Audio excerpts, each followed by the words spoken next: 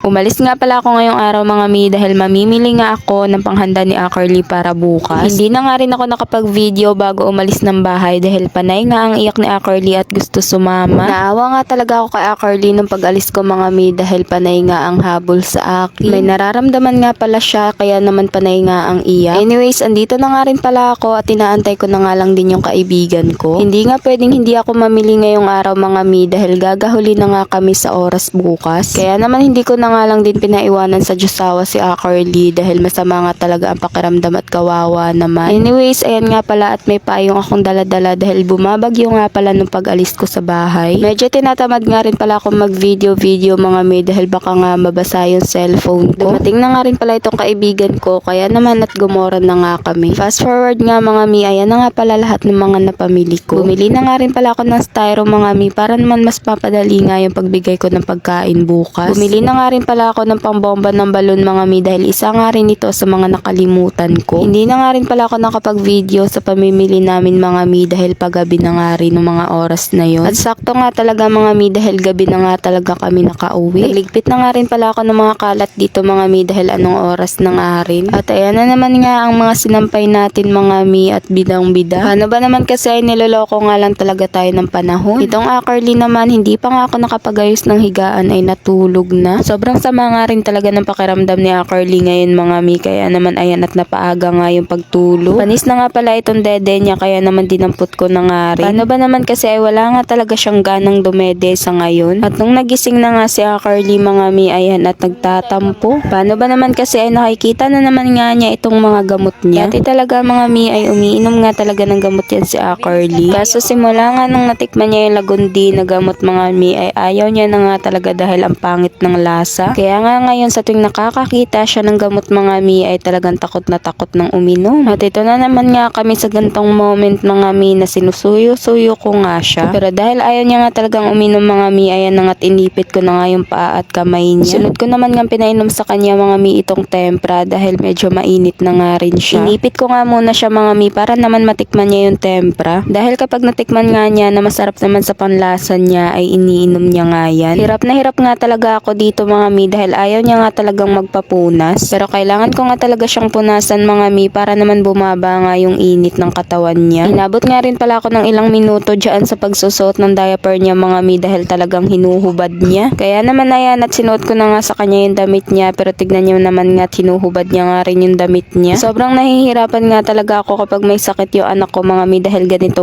nga talaga yung ugali niya kapag may sakit siya. Paano ba naman kasi sobrang sama ng pakiramdam niya mga mi kaya naman panay ang iyak. Sobrang naawa nga talaga ako sa anak ko mga mi dahil bukas nga ay birthday na niya at ganito pa ang nangyari. At kung katulad ko rin kayo na mahilig mag-shopee ay pumunta lamang kayo sa aking profile at pindutin ang link sa aking bio. Pagkatapos yung maklik yun ay lalabas na ang aking mga collection sa Shopee. Halos ko konti pa nga lang yung nalalagay ko sa aking mga collection pero dadagdagan ko pa nga yan. At kung may nagustuhan naman kayo sa mga nakalagay dyan ay pumindot nga lang kayo kung ano yung nagustuhan nyo. Katulad na lang halimbawa nitong bedsheet ay pipindutin ko nga yan. After naman noon ay pindutin nyo nga lang yung continue para nga madiretso kayo sa Shopee app. Antayin nyo nga lang na mag-loading hanggang sa mapunta nga siya doon sa product. After naman noon ay pwede na kayo mag-add to cart or buy now. Yun lang.